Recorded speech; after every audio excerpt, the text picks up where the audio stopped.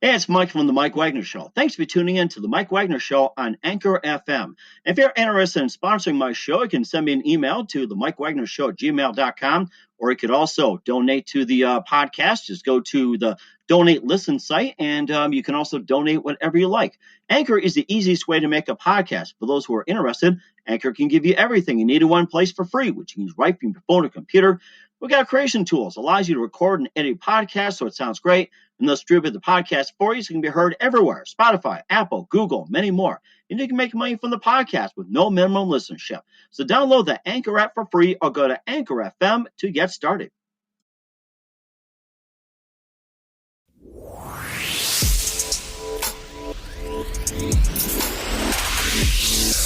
It's now time for the Mike Wagner Show, powered by Sonic Web Studios. Visit online at sonicwebstudios.com for all your needs. The Mike Wagner Show brings you famous celebrities and amazing people from all over the world. Listen online at themikewagnershow.com and on Facebook, SoundCloud, Spreaker, Spotify, and iHeartRadio. And watch the interview on YouTube. So sit back and relax and enjoy the Mike Wagner Show. Hey everybody, it's Mike from the Mike Wagner Show, powered by Sonic Web Studios. Visit online at sonicwebstudios.com for all your needs. Look at a professional website without breaking your budget. Sonic Web Studios is the answer. Sonic Web Studios offers fast, affordable custom web designs that blow the competition away. Call today at 1-800-303-3960. That's 1-800-303-3960. Or email to support@sonicwebstudios.com. Mention the Mike Wagner Show, get 10% off your first order.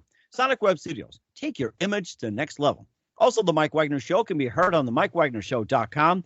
Also, check our Facebook page, facebook.com/the Mike Wagner Show. Download and listen on Facebook, SoundCloud, Spreaker, Spotify, iHeartRadio, Anchor FM.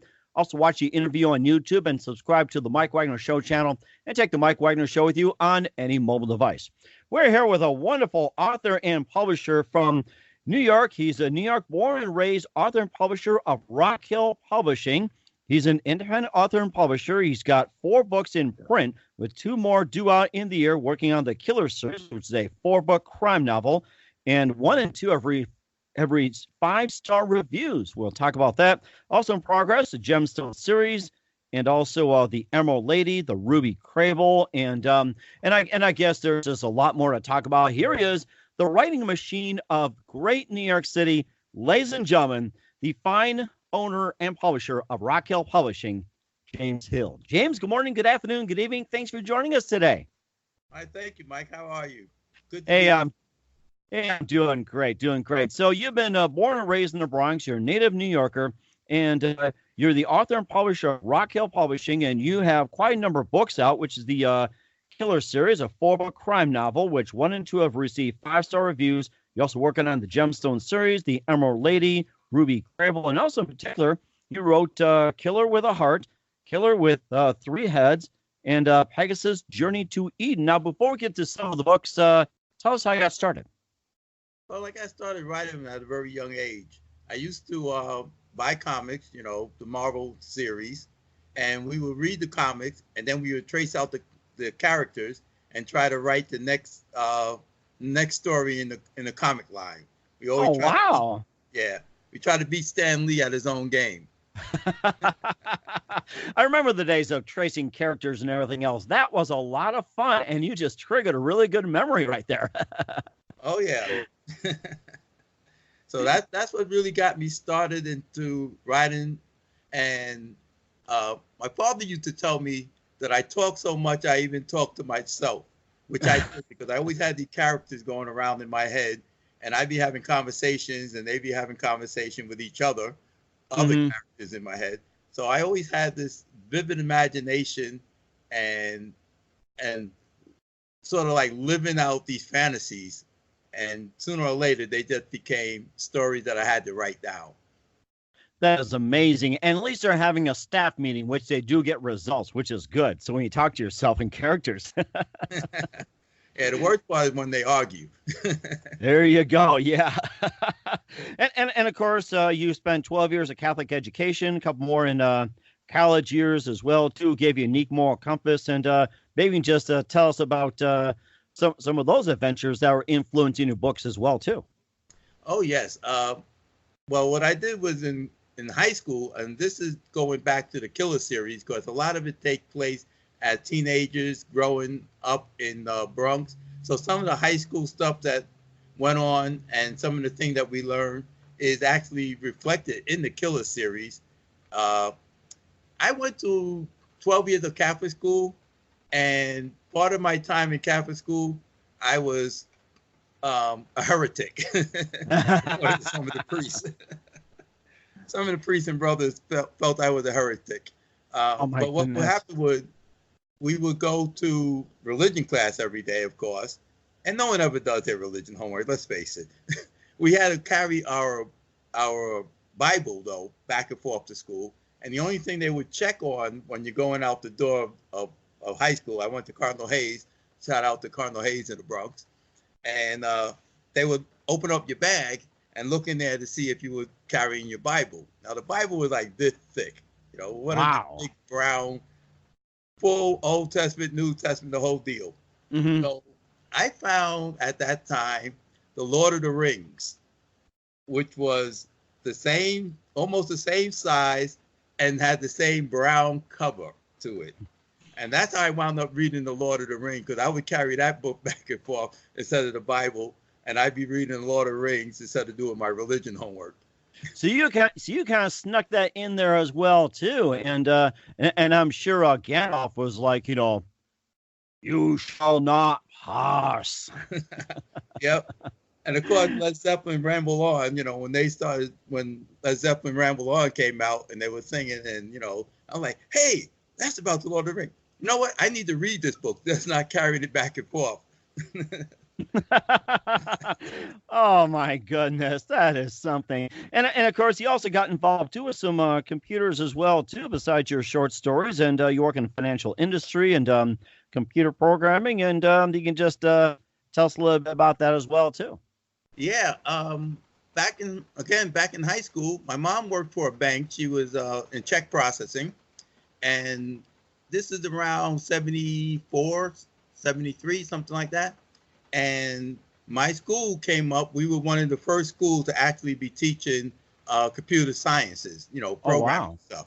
Mm-hmm. And my mom was working on this sort program. Back in the day when we had checks, I mean, we still have them. But what you would do is, what the banks would do, they would sort them out according to where they were going. Mm-hmm. So all the local banks will go into one batch. And then as you get further and further out, you put them in further and further batches because they had to be sent to the FRBs. So I worked out a sort pattern for her that made it very fast to get all of the local checks in first because they had to be sent out by like 9 o'clock or something. And then the later checks, like the West Coast checks, they didn't have to be sent out to 12. So I worked out the sort pattern for her. And funny thing is, I wound up working in her department in check processing when I graduated high school. Oh, my goodness. Because I knew the sort pattern. Uh-huh. And I think in those days, too, like in computer science, you had those sorting machines, like those punch cards. I think I remember those. That's kind of like a flashback in a sense. Oh, yeah. One of the fun things to do was, and you learned this early on, is to number your punch cards. And I even worked on paper tape. In my high school, everything was on paper tape. So we would have these long ticker tapes of programming. So you type it out on like a teletype machine, and you run it through and it make the paper tape. But in college, we had the punch cards. And of course, you learn very early on to have it print the number of the cards on, because you get these big trays of cards and everything. And then someone bumps into you and the tray go flying and the cards are all over the place. Oh, no. And then your program never going to work. Oh, my goodness. I guess there was some details right there. I can imagine if they tried those punch cards today, it'd be a lot of punching as well, too. So. Oh, yeah.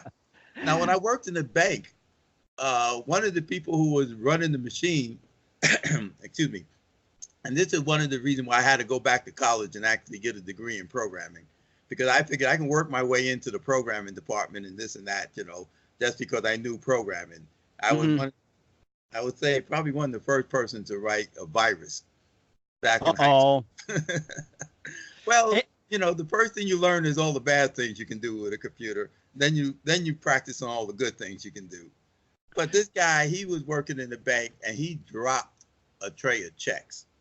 Oh, my. And now these checks are all sorted by where they should be going, what banks they should be going, what FRBs were sending them to the Federal Reserve boards. The Federal Reserve banks is the one who cleared the check.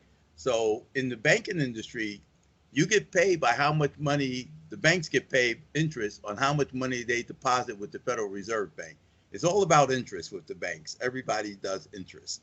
Mm-hmm. So this guy one day, he dropped the tray of checks, and I'm talking thousands of checks. Oh, my. And he just swept them up and stuck them back in the box. And we're sending these checks out. We're the ones who have to proof them and send them out. And we realized right away, oh, these checks are badly messed up. But, you know, they was on our back to get the checks out, get them out. And our job was you only had to check the first check and the last check in the batch to make sure it matched.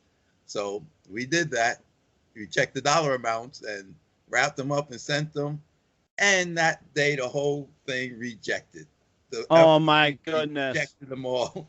Go when it run through their sort of machine, yeah, the checks are not going where they're supposed to go and all this kind of stuff. You know, they got routing numbers on them, of course. And they should be routed to New Jersey or Connecticut or this. Well, some of them are going to Pennsylvania. Some of them are going to California. Some of them are going to Ohio. So naturally, you know, millions of dollars worth of a deposit got rejected. And they don't check back. They go ahead and process them for you and charge you. So not only do you not get the interest, but now you're getting a charge from the Federal Reserve Bank because they have to resort the checks. Oh, man. So and yeah. Okay, you're saying? So I was going to say, needless to say, the next morning when I walked in, because this is all done at night. So the next evening when I walked in, all the big managers and stuff for the bankers in there, and they are ripping my boss royally for this mishap. A couple of them. There was a couple of mishaps in the banking industry and in finances.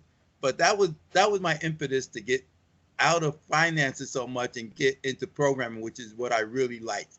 So I wanted to go back to college, get in a degree, and then I've been writing programs for the Navy, the government, private industry, health care. So I've been back and forth all over the map, California to Virginia. I live in Virginia now, so in Virginia Beach.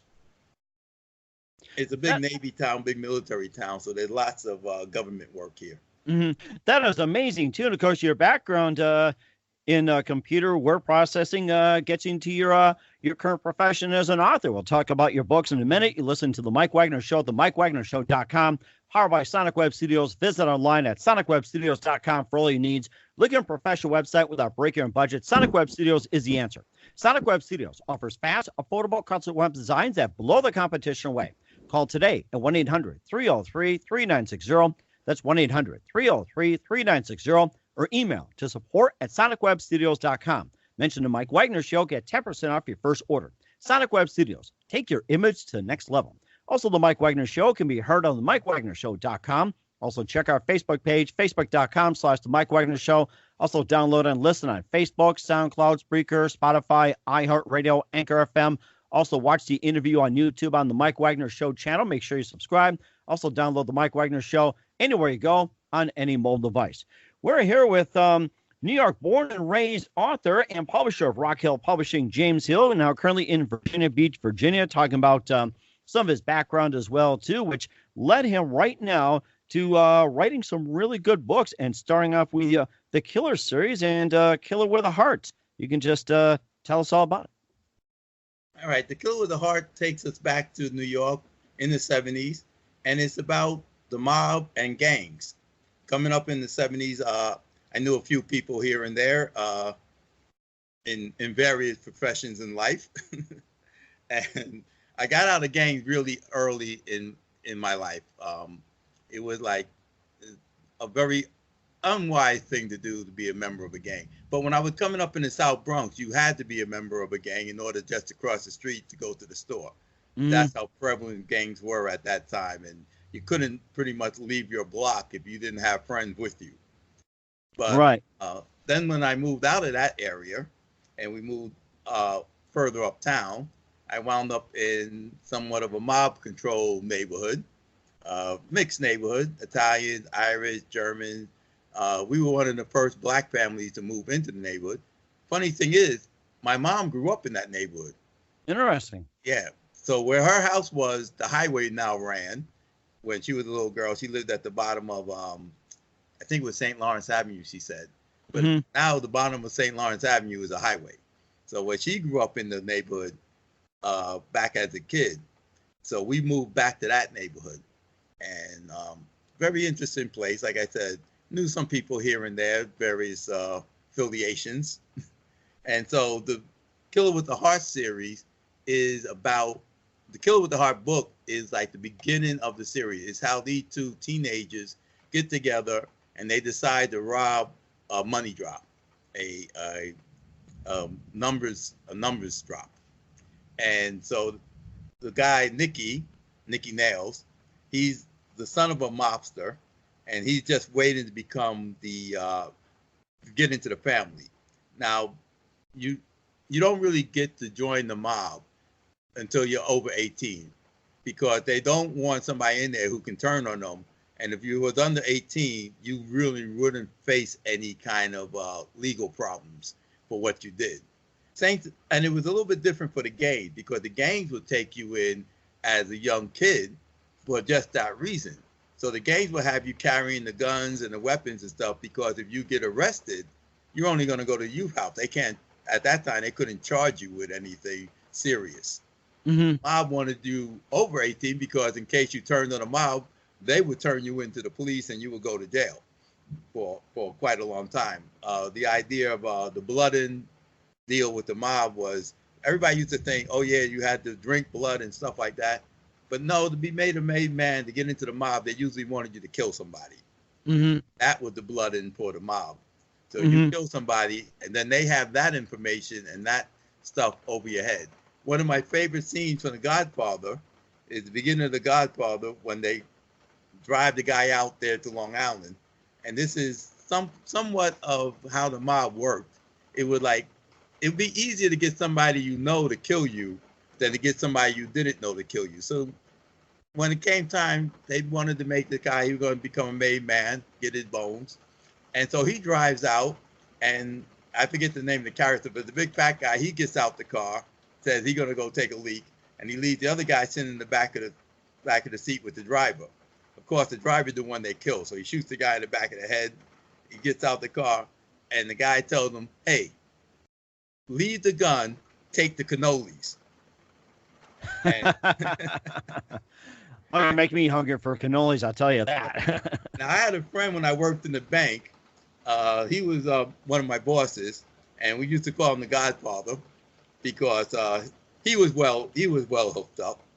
And we used to drive around in Paul Castellano's car. He had Big Paulie's car because when Big Paulie got shot, the car went to him. So one day, Pat, he tells me, I used to ride home with him because I worked, like I said, I worked in the same job my mom worked in. And this was one of the people who was working in the job. Because the mob also told you, you had to keep up appearances so you would get a regular job and stuff. Give me just 1 second.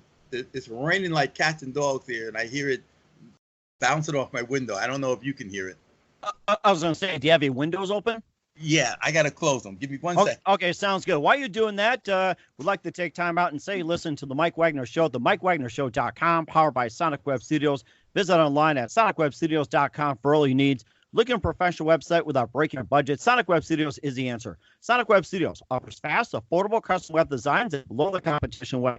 Call today, 1-800-303-3960. That's 1-800-303-3960. Or email to support@SonicWebStudios.com. Mention the Mike Wagner Show. Get 10% off your first order. Sonic Web Studios. Take your image to the next level. Also, the Mike Wagner Show can be heard on MikeWagnerShow.com. Also, check our Facebook page, Facebook.com/the Mike Wagner Show. Also, download and listen on Facebook, Sound, Spreaker, Spotify, iHeartRadio, YouTube, and Anchor. Also, you can also check out the Mike Wagner Show on the YouTube channel. Make sure you subscribe and take the Mike Wagner Show with you on any mobile device.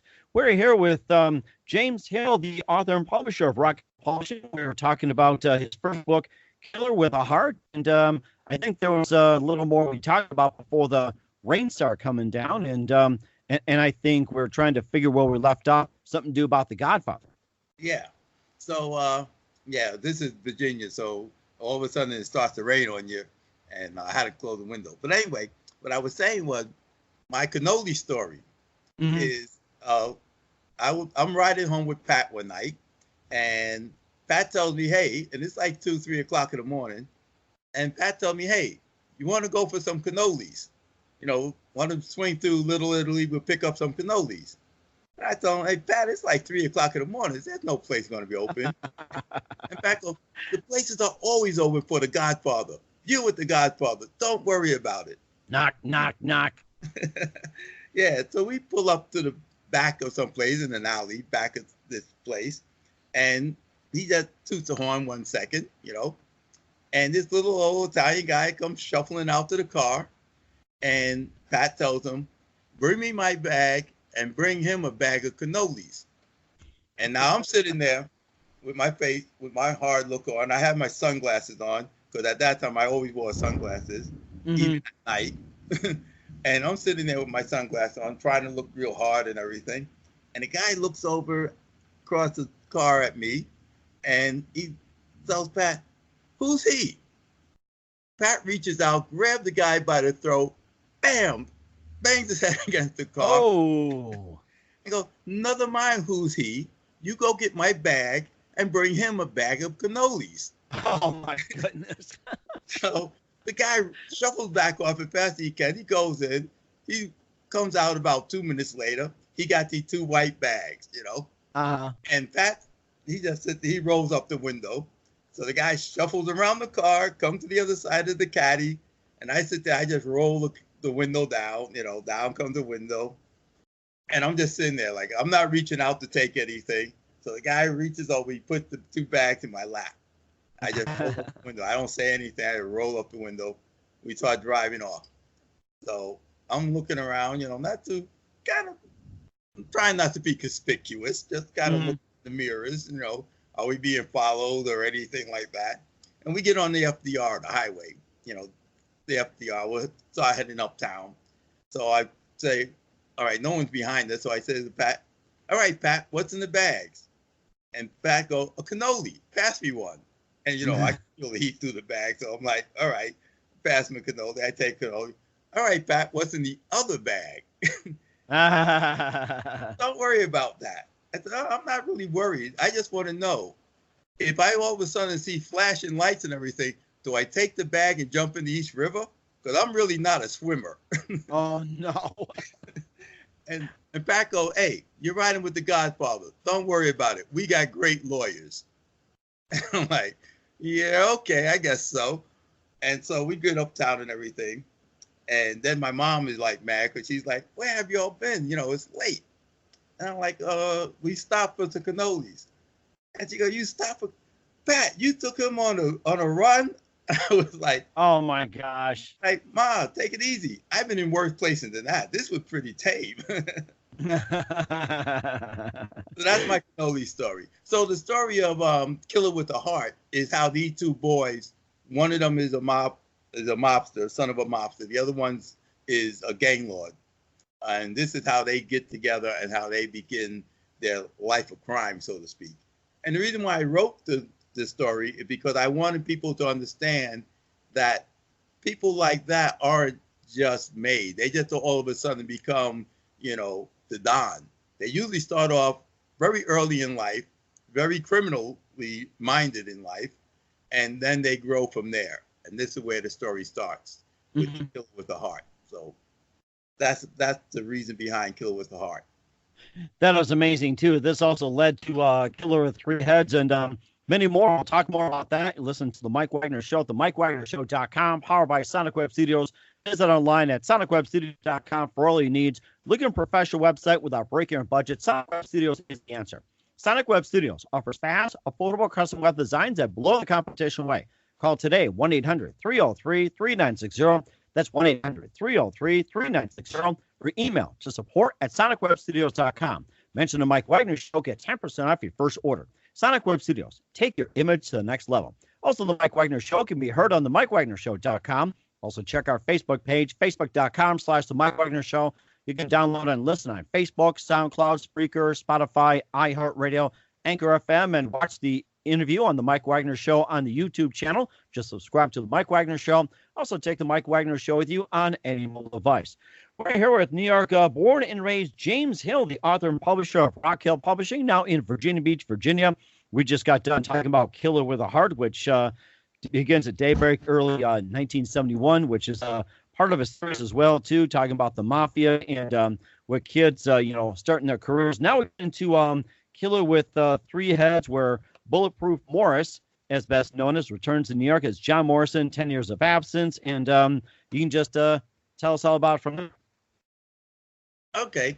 So in Killer with Three Heads, Killer with Three Heads is the book I initially wanted to write. This is the story, the central story of the series. And after Killer with a Heart, Morris goes off and he's an enforcer for the mob. He's working for the government in the war on drugs in South America. And he's also doing what he loved to do, which is building weapons. So he becomes this weapons dealer. So he's becoming an international criminal. So in the few years between the end of Killer with a Heart and the beginning of this book, he disappears, and no one knows what happened to him. And he comes back. It's like 10 years later. He comes back because they kidnapped his daughter. He had the daughter and Killer with a Heart, and then Killer with Three Heads. The daughter is now older, like around 10, 12 years old, and someone had kidnapped her.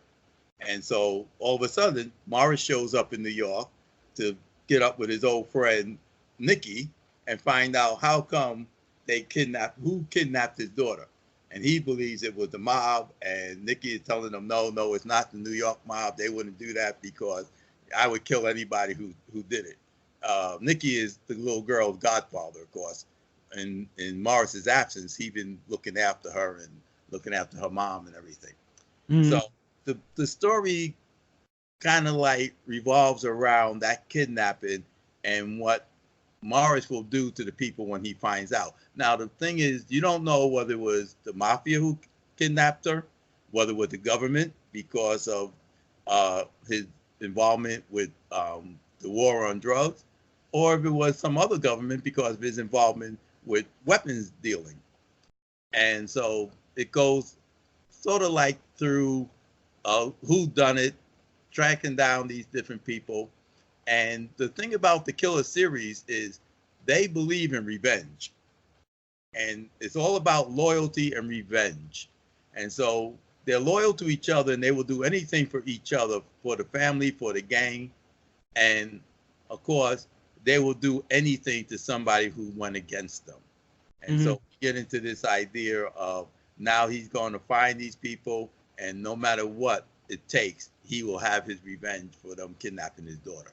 And of course, he has to deal with the drug lords as well, too, and just gets into another area as well, too. It's like, with the drug lords, in your opinion, more powerful than mafia, equal or less powerful, the drug lords? They are kind of like on the same par as the mafia, because you have the Colombians, and at that time, it was a big push with the Colombian cocaine and everything and the war on drugs.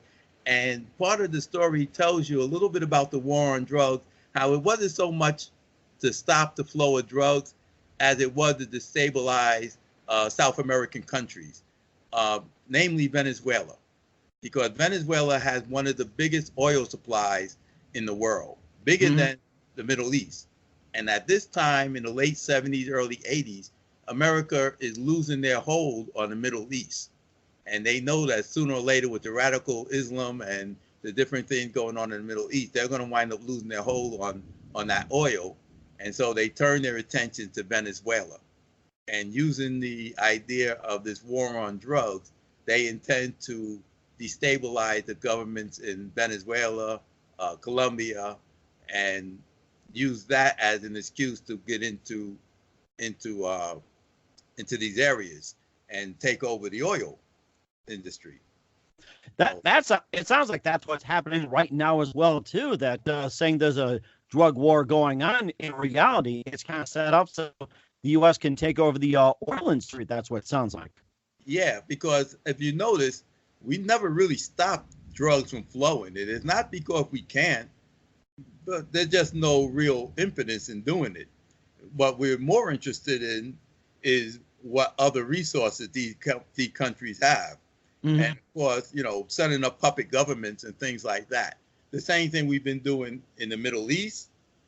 We profit up a bunch of dictators and stuff like that. And they're all great until they turn against us, bite the hand that feeds you. And the next thing you know, we're dropping bombs on these people. So, so it's, and the same thing goes on in South America and almost everywhere in the world. The governments aren't really interested in stopping crime and making people's lives better. They're more interested in what they can get out of that government, out of that area. Mm-hmm. And do you suppose anytime soon the other countries will be coming for the United States to take over our oil, especially up in the Bakken as well too, around the North Dakota region? That's where some of the oil is, and especially up in Canada, around Edmonton and Alberta as well. Yeah, and we have to watch our interests, and of course, Alaska, like you said, northern Canada, the gas lines, all these things. This is where governments are interested in. Sure, the drug business is a multi-billion-dollar business, but think how much money there is in oil, how many billions and billions of dollars there are in oil. And so much so that the governments have risen and fallen over that type of thing. Going all the way back to the Crimea, with the Russians and everything. They've been trying to take the Crimea. And why? Because the Crimea is also loaded with gas and oil. That is amazing too. And what countries have it as well too, and just makes you wonder. It's like, what else can they offer as well? It's like, why can't they offer something else? I guess that's a big question nowadays, almost like what's playing nowadays in world politics right now. Yeah. And the thing with oil is, at one point, we weren't even going to be an oil-based economy.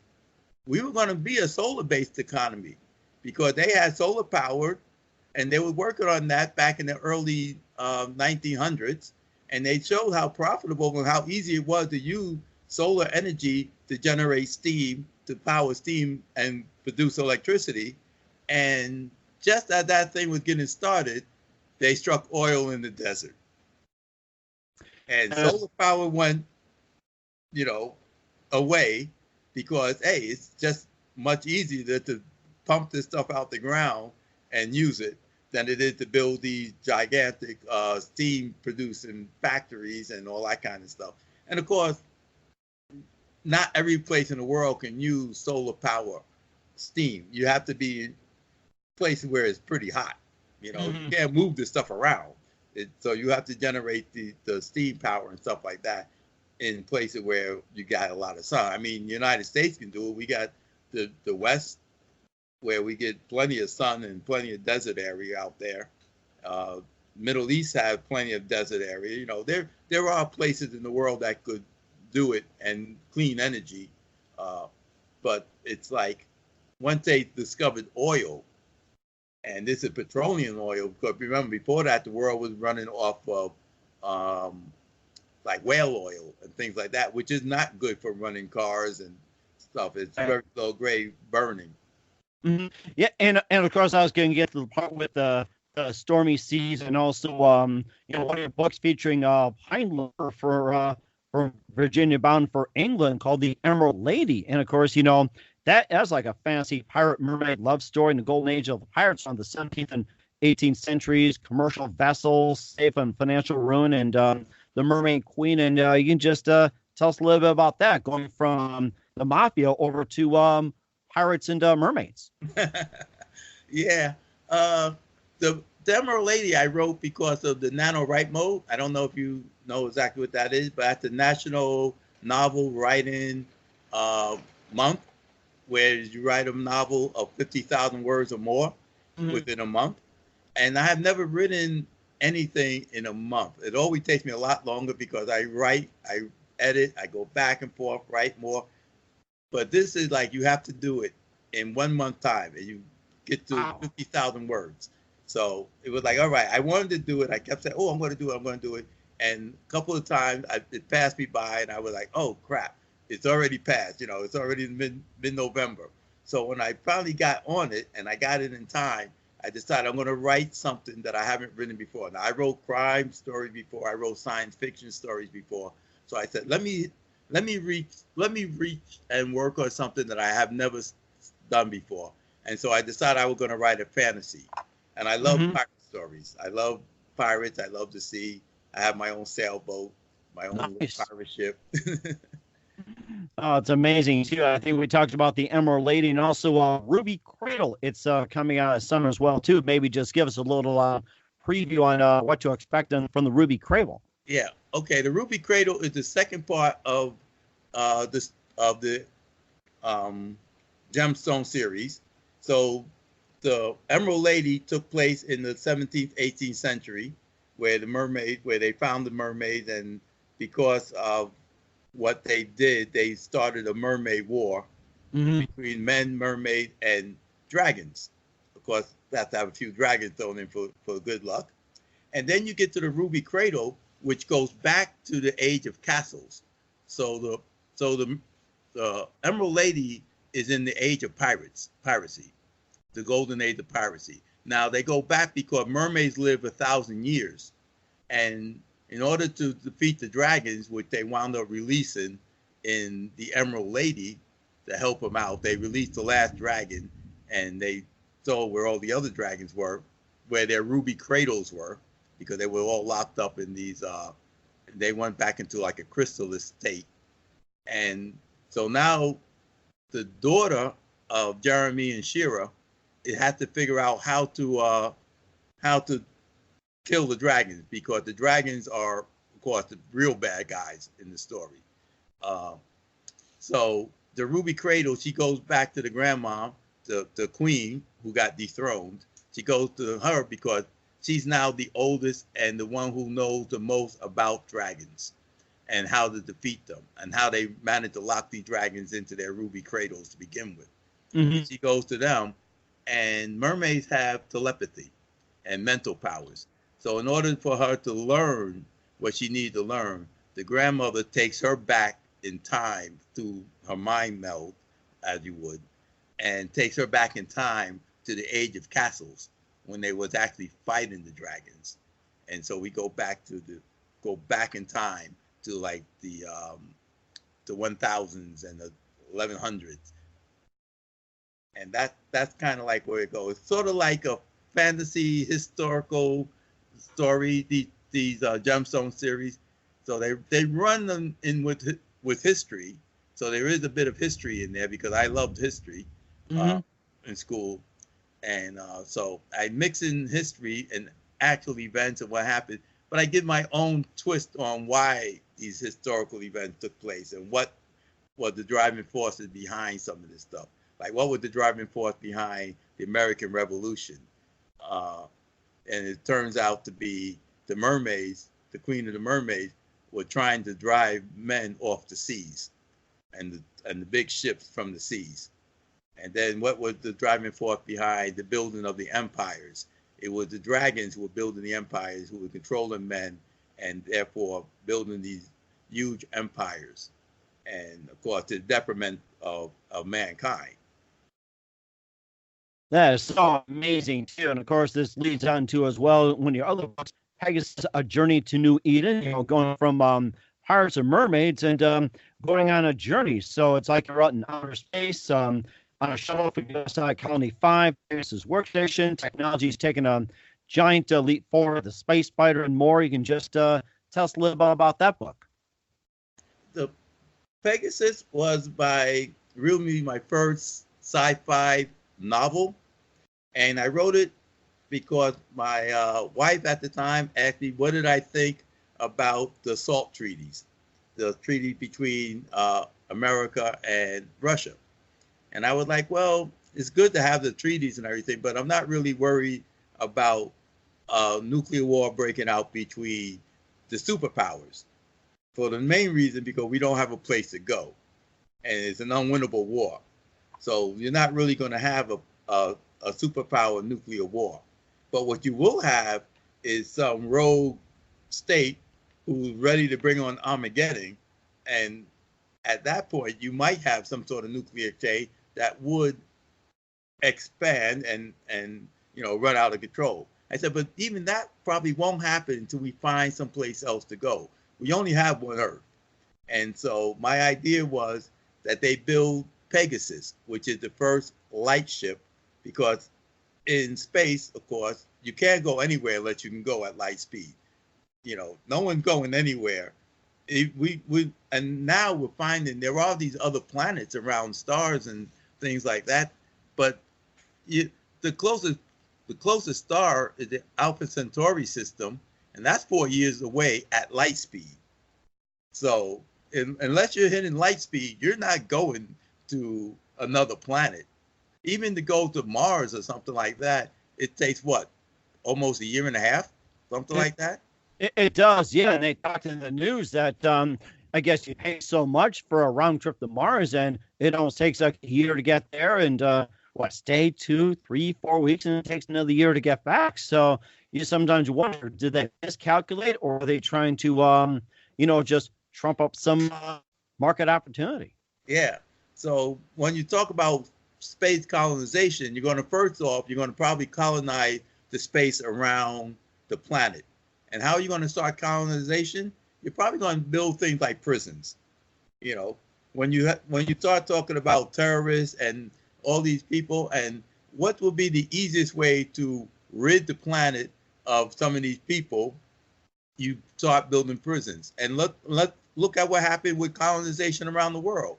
How did they start colonizing the new world? They sent prisoners, They sent prisoners to South America, to Australia. The pilgrims were pretty much kicked out of Europe, and or just to get away from the king too, for being a mega tyrant. Yeah. So, and so when you look at it that way, what's going to be the driving force behind colonization in the future?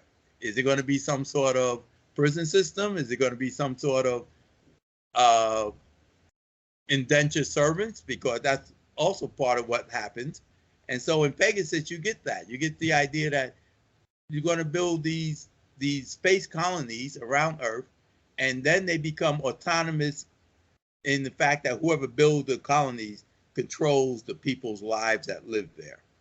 Or get some people that come and they're exiled from their own countries as well too. That's part of colonization. They get exiled from their home country. Yep.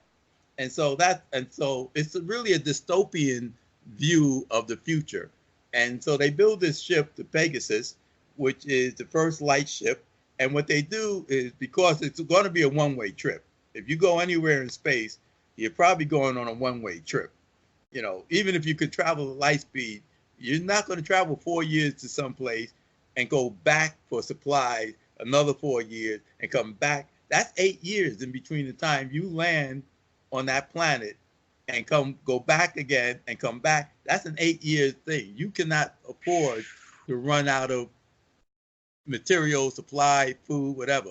So you better bring everything you need with you. And that's what the Pegasus does. It cuts up the world, and inside the Pegasus, they bring entire habitats with them. So it's like Noah's Ark. I was just going to get the Noah's Ark as well, too, where it's going to rain 40 days, 40 nights, and wipe out a good portion of the earth. They bring 2 by 2 and everything else, and watching an adaptation of it, it's like by the time of the 30th, 31st day, I'm getting tired of fish, getting tired of bread. This air is stale. It's like, when are we going to land? We need windows. And then they end up prevailing. Right. So that's what Pegasus was. It was a Noah's Ark of sorts, because the world was in such bad shape. People were escaping with the idea that they're going to go to this new planet and start up a whole new civilization. And of course, the idea behind Pegasus is you really can't escape yourself. That is a very, very good point. I really do like that. Greatly appreciate it. We're here with James Hill from Rock Hill Publishing, talking about his new books, and let's get to some other things, some of your future projects we talked about, and what does it exactly take to write in different genres, and what's it like to be an independent publisher? Well, to be an independent publisher, you have to, first off, you want to do it in the right way. You want your authors to reap the benefits of writing, because as a writer, I seen, and this is why it took me so long to actually get published, because it's very hard to get through to the big 5 publishing company. And then it's very hard to get any kind of new material through, because they're all looking at the dollar sign, and we're going to publish what is selling now. So if vampire books are selling, everybody wants to sell vampire books. If you wrote anything else, you're not getting published. If something else is going, and it's fair, because they're putting out a lot of money to put these books out, and so they want to sell what's popular. So as an independent, though, I don't have to necessarily go with what's popular. I can publish what's good. If you write a good book and you tell a good story, then it will sooner or later resonate with people, and I can do that. And I also do it on the same type of thing as the regular publishing company, but I return more of the royalties back to the authors. And then what are some of the upcoming works that you have coming up from your company? Okay. We have The Noggin, which is a fantasy about a girl who winds up on a different planet. She teleports to this planet, and the planet is somewhat in the Middle Ages as far as technology goes. So she comes from Earth and she teleports to this planet, unbeknownst to her, because she doesn't know anything about how she got there. And the king, the tyrannical king, is chasing down this idea that they're going to be a prodigy, a child that's going to dethrone him. And he's been in power for like 200 years. And now, because of his powers, he gets long life. And so she winds up on the planet, and they are after her to kill her, because they think she either is the child of prodigy, or she's going to lead them to the child of prodigy. And that is prophecy, not prodigy. Sorry about that. Prophecy. That's okay. Yeah. That is amazing too. And what are some of the other genres you're looking to take on as well? Well, we have a historical one coming up, which is called the Villela's Chronicle, the Crescent and the Cross, which is about the fall of Constantinople. It's a historical novel. Now, the writer for that one, Zach, his family, he can trace his family lineage back to the fall of Constantinople. So part of his family history is if you know anything about Greeks, they love their history. I could tell too. They're very proud of it as well too. And where can we all find your books? My books are online in Amazon and Barnes and Noble and any place else that fine books are sold. And you can also go to Rock Hill Publishing, all one word.com. And you can go to the Rock Hill Publishing store and buy the books there. We have them in ebook format, paperback, and hardcover. For me, myself, I like a physical book. I work too many hours on computers, programming and stuff like that. So I'm really a paper and ink type person. So I publish in both paperback and hardcover. But I also publish for people who like to download. And, let's face it, you can have a little phone and have thousands of books there, whereas if you have paperback, you have to have, like me, shelves and shelves of books. Right, exactly, and that's the way to go as well too. And I currently seeking new authors accepting works, or can and how they do that? Well, they can go to my website, rockhillpublishing.com, and we have a submission page, and they'll tell you, and on the submission page it tells you how to submit. But you will submit the first 2 chapters, one in the middle and the end. So we see how your writing style is, what type of story you tell. We need a synopsis. We need a character outlines for the book, so we know what the characters are in the book. And you submit those 3 things. And what we do when we read them and evaluate them, I have an editor. My editor-in-chief is Athena Paris. She's also a romance novelist. So I published 4 of her books. Her latest one is All I Ever Wanted, which is a 2-parter. So it's All I Ever Wanted, Jesse. And the second part will come out probably next year or so. We get really tied up with the publishing part of it. So it's hard sometimes to get our own work out when we're busy working, publishing other people's stuff. But I understand. It sounds like you got a great repertoire of what's out there. And, just last week, before we wrap up, we know you're very busy. And, of course, the Thunder Gods are just rumbling over Virginia Beach. What's the best advice you can give to anybody at this point? The best advice I can give to anybody? Yes. Oh, okay. As a writer, do not stop writing.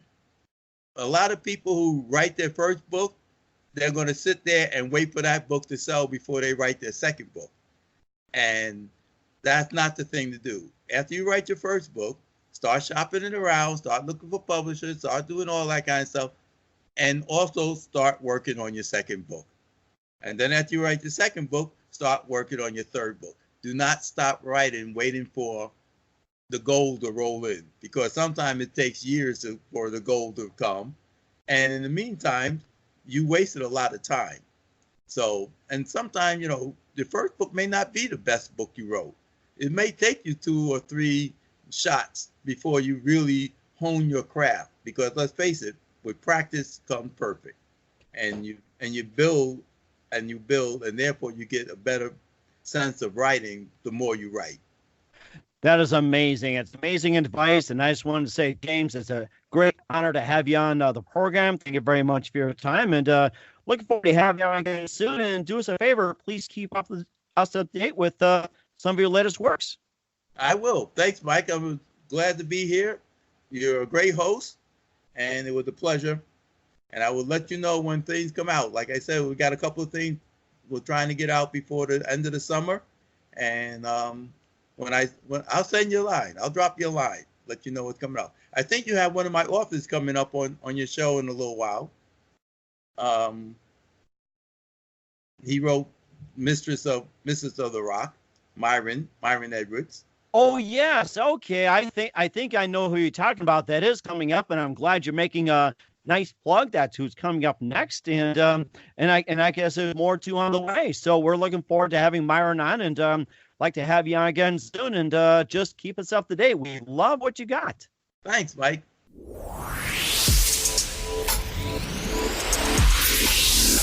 Thanks for listening to The Mike Wagner Show, powered by Sonic Web Studios. Visit online at sonicwebstudios.com for all your needs. Listen online at themikewagnershow.com and on Facebook, SoundCloud, Spreaker, Spotify, and iHeartRadio. And watch the interview on YouTube. Also, become a sponsor of the program and or donate today at themikewagnershow.com. Join us again tomorrow for another episode of The Mike Wagner Show. And